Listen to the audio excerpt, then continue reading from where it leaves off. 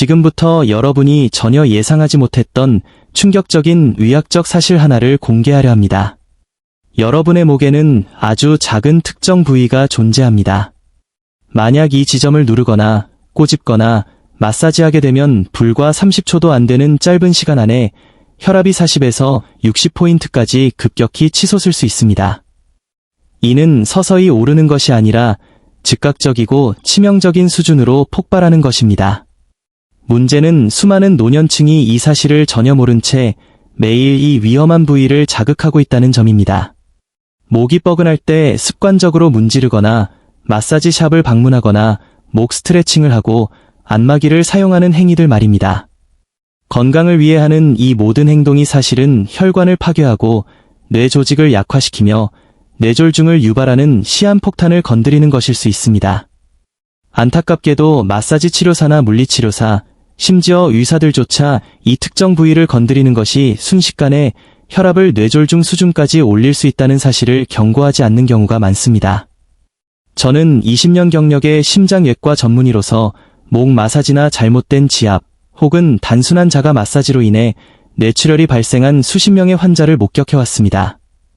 그들이 뇌졸중으로 쓰러지기 직전 무엇을 하고 있었는지 물어보면 대답은 늘 똑같았습니다. 목이 뻐근해서 문질렀을 뿐입니다. 그들은 단지 통증을 완화하려 했을 뿐이지만 그 행동이 혈압을 즉각적으로 폭등시키고 뇌를 파괴하는 방아쇠를 당겼다는 사실을 꿈에도 몰랐습니다. 하지만 저는 아직 그 부위가 정확히 어디인지 말씀드리지 않겠습니다. 지금 바로 위치만 알려드린다면 여러분은 한번 훑어보고 이해했다고 착각하며 피할 수 있다고 생각할 것입니다. 하지만 진정한 공포를 느끼지 못하면 행동은 바뀌지 않습니다. 이 작은 습관이 한 사람의 인생을 어떻게 파괴하는지 그 처참한 결과를 먼저 목격해야만 여러분은 이 경고를 평생 잊지 않고 자신을 지킬 수 있을 것입니다.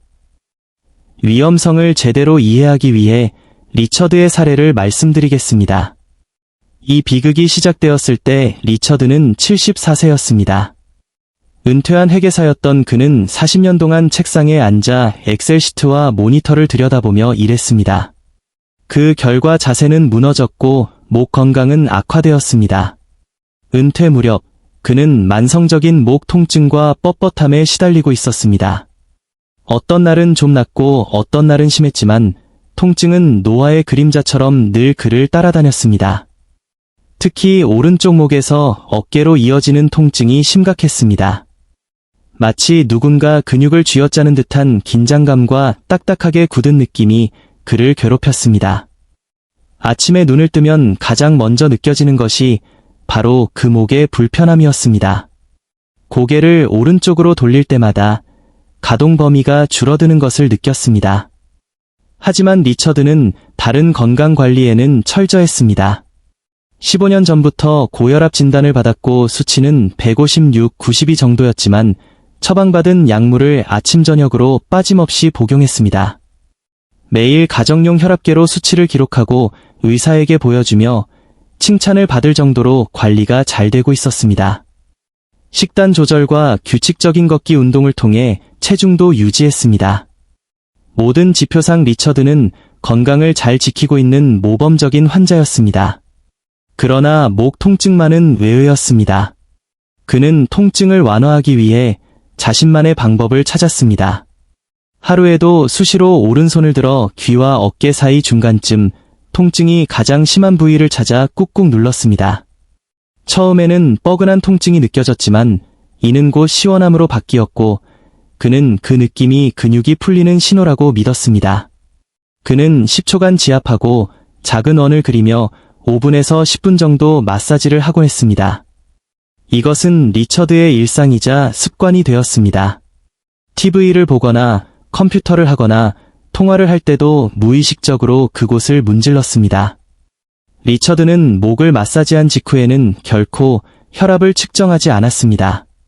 그럴 필요성을 느끼지 못했기 때문입니다.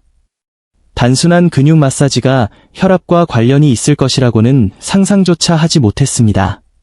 그저 결림을 해소하려는 무해한 자기 관리라고 생각했을 뿐입니다. 만약 그가 마사지 도중 일어나는 변화를 알았더라면 즉시 그 행동을 멈추고 공포에 질렸을 것입니다. 리처드가 그 특정 부위를 누를 때마다 그의 몸 안에서는 끔찍한 일이 벌어지고 있었습니다. 약물로 156 정도로 잘 조절되던 그의 혈압은 그 부위를 누르는 순간 즉각적으로 185, 195, 심지어 200 이상으로 치솟았습니다. 이 혈압 급등은 그가 지압을 유지하는 30초에서 5분 동안 지속되었습니다. 손을 떼면 혈압은 서서히 정상으로 돌아왔지만 그가 다시 목을 문지르면 혈압은 또다시 요동쳤습니다. 이런 현상은 하루에도 10번, 20번씩 반복되었습니다. 리처드의 뇌혈관은 매일 엄청난 압력 변화를 견뎌야 했습니다. 급격한 혈압 상승은 혈관벽, 특히 뇌혈관에 미세한 균열을 일으키고 염증을 유발했습니다. 혈관은 탄력을 잃고 딱딱해졌으며 가장 약한 부위에는 미세 동맥류라고 불리는 작은 꽈리들이 형성되기 시작했습니다. 이것들은 언제 터질지 모르는 시한폭탄과 같았고 단 한 번의 강력한 혈압 스파이크만을 기다리고 있었습니다. 하지만 리처드는 아무런 증상을 느끼지 못했습니다. 병원에서 측정하는 평균 혈압은 언제나 정상 범위였기에 의사조차 그가 목을 누를 때 발생하는 위험한 혈압 변동을 감지할 수 없었습니다. 리처드의 아내 역시 남편이 목을 문지르는 것을 자주 목격했지만 그저 피로를 푸는 행동이라 생각했습니다. 그렇게 3년이라는 시간이 흘렀습니다. 3년 동안 반복된 혈압 폭등과 혈관 손상, 그리고 커져가는 미세 동맥류를 리처드는 전혀 인지하지 못한 채 자신을 서서히 죽음으로 몰아넣는 그 부위를 계속해서 자극하고 있었습니다. 그리고 운명의 그날 3월 14일 화요일 저녁이 찾아왔습니다. 그날 오후 리처드는 차고에서 정리를 하며 평소보다 많은 신체 활동을 했습니다. 그 탓인지 저녁이 되자 목 통증은 평소보다 훨씬 극심했고 오른쪽 목이 완전히 굳어버린 듯한 느낌을 받았습니다. 리클라이너 의자에 앉아 TV를 보던 그는 습관적으로 오른손을 들어 그 익숙한 부위를 찾았습니다. 근육은 돌처럼 딱딱했고 그는 뭉친 것을 풀기 위해 평소보다 훨씬 더 강한 힘으로 깊숙이 눌렀습니다. 10초, 20초가 지나도 근육은 부드러워지지 않았습니다. 그는 손끝에 더 힘을 주어 원을 그리며 공격적으로 마사지를 시작했습니다. 1분, 1분 30초, 2분. 그는 2분 동안 멈추지 않고 그 위험한 지점을 강하게 압박했습니다. 그때 리처드는 생전 처음 느껴보는 이상한 감각을 경험했습니다. 목이 아니라 머리 안쪽에서 풍선이 부풀어 오르는 듯한 압박감이 느껴졌습니다. 손을 뗐지만 압력은 사라지지 않고 오히려 급격히 팽창했습니다. 곧이어 머리가 쪼개질 듯한 끔찍한 통증이 폭발했습니다.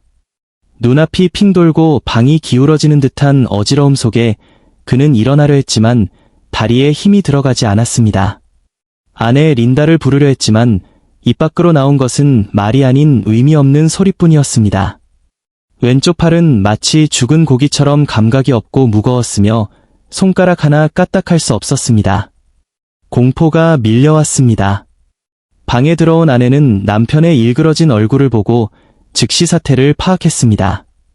왼쪽 얼굴이 처지고 입꼬리가 내려가 있었으며 말도 제대로 못하는 상태였습니다. 친정아버지를 뇌졸중으로 떠나보낸 경험이 있던 그녀는 즉시 911에 신고했습니다. 남편이 뇌졸중 같아요. 말이 어눌하고 왼쪽을 못 움직여요.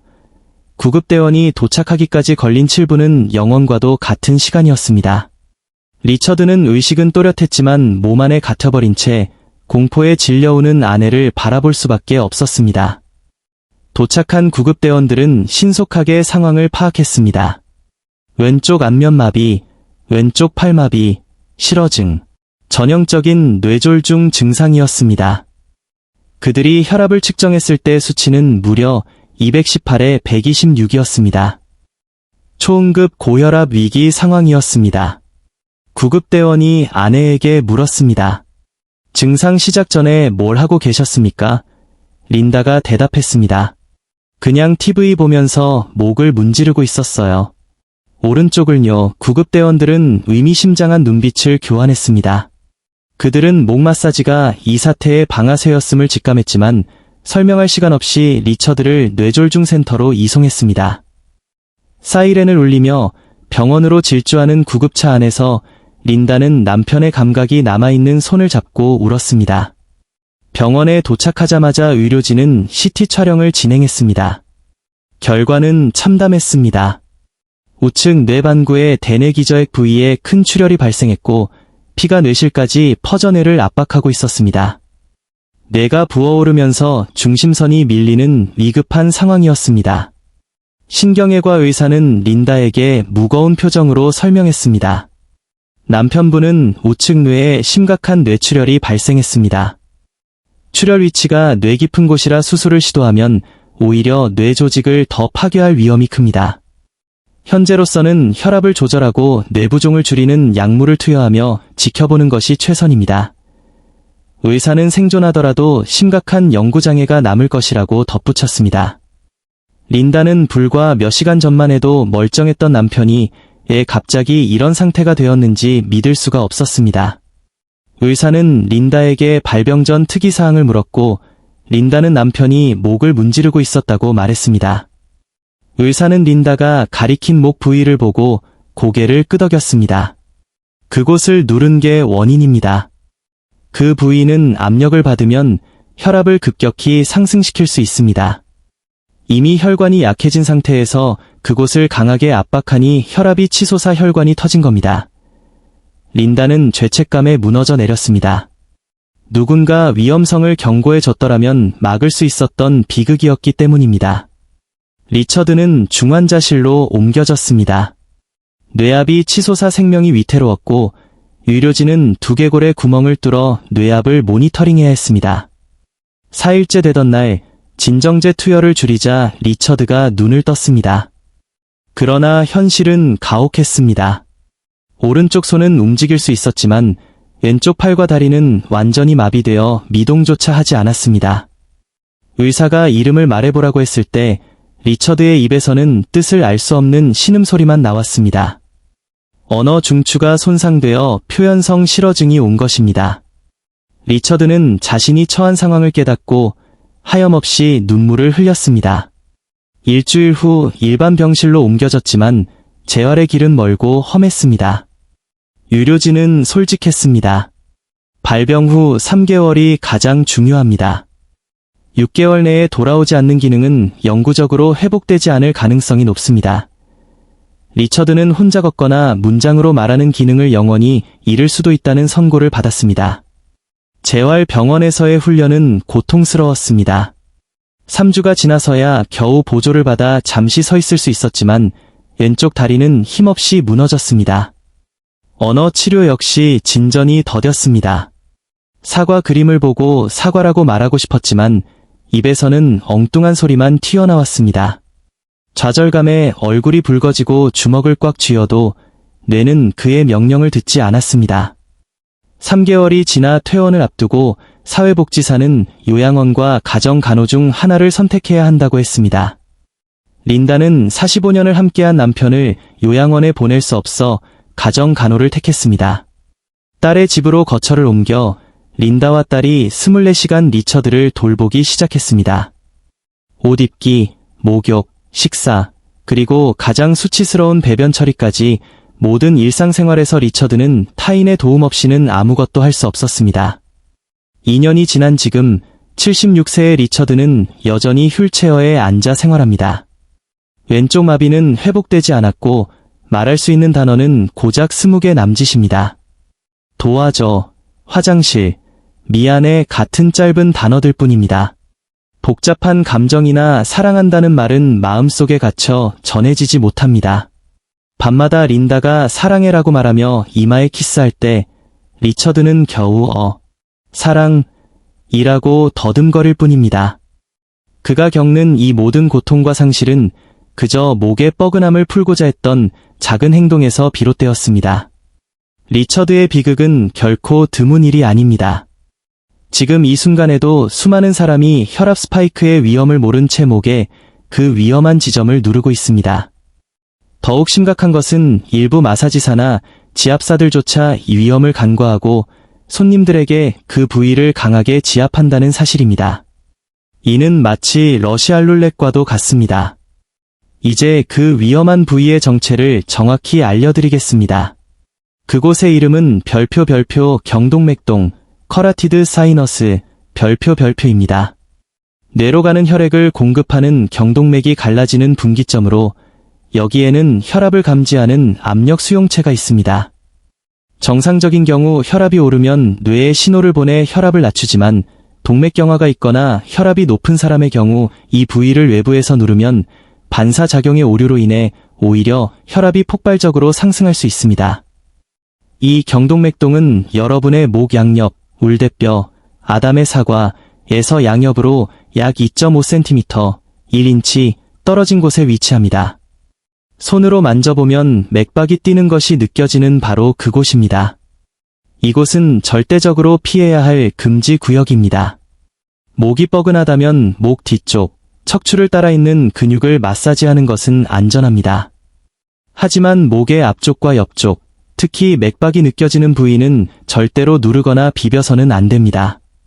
전문 마사지를 받을 때도 반드시 미리 말씀하셔야 합니다.